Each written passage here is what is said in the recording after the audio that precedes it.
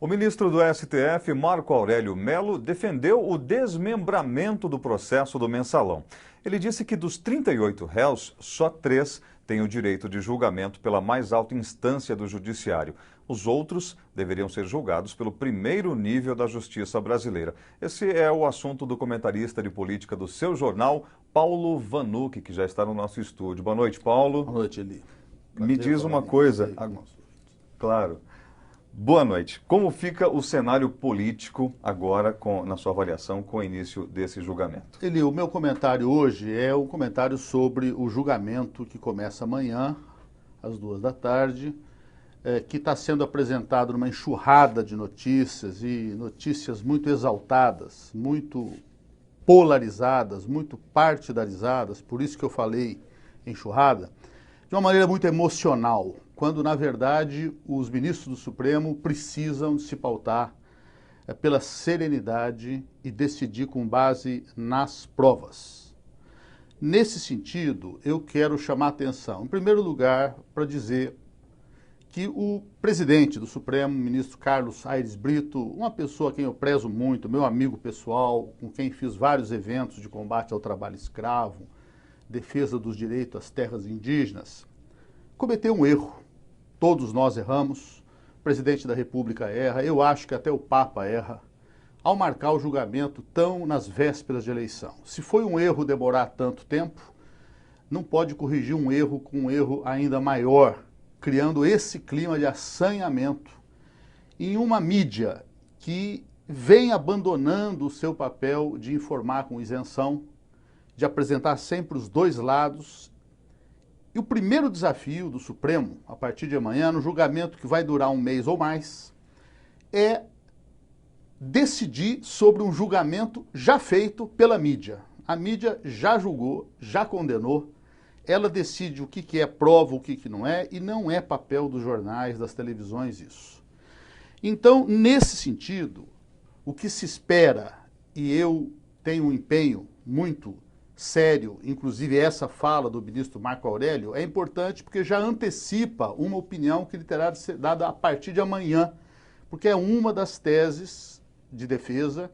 Ex-ministro Márcio Tomás Bastos alega que o direito mundial garante jurisdição dupla. Toda pessoa pode ir para um tribunal e, perdendo uma ação, recorrer a uma instância superior. Como o julgamento foi direto para o Supremo, o que for decidido lá não pode ser objeto de recurso para mais ninguém, e nesse sentido a lei é clara, só teria direito a esse fórum privilegiado quem tem o mandato parlamentar. Ele antecipou sua posição sobre isso. Não sei o que o coletivo vai decidir.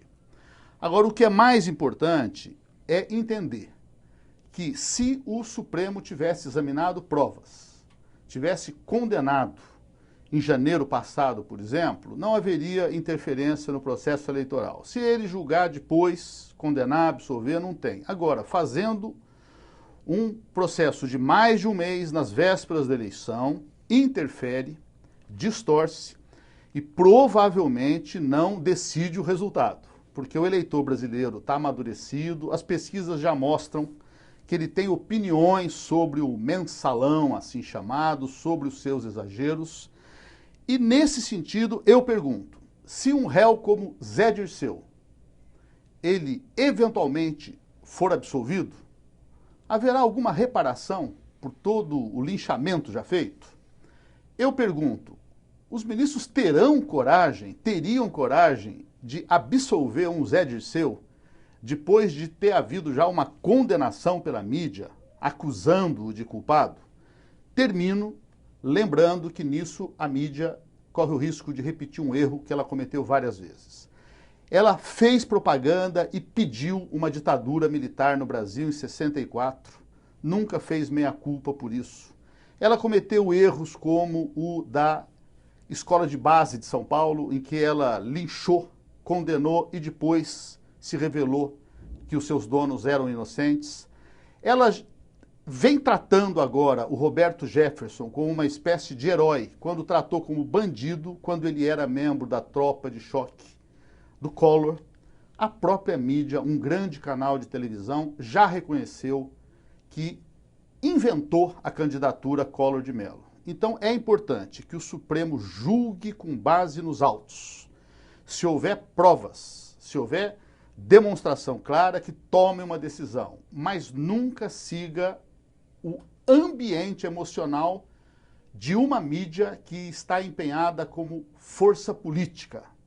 Ela reconhece que Lula, Dilma colocam o Brasil num caminho novo, em que os trabalhadores e os pobres passam a ter direitos, são ouvidos, não gostam disso e esquecem a sua função de bem informar para priorizar o seu posicionamento político. Está errado, não é bom para a democracia que o Supremo julgue com base nos autos e decida com base nos autos, Eli. Ok. Muito obrigado pela participação, Paulo, mais uma vez. Até a próxima oportunidade. Até a próxima.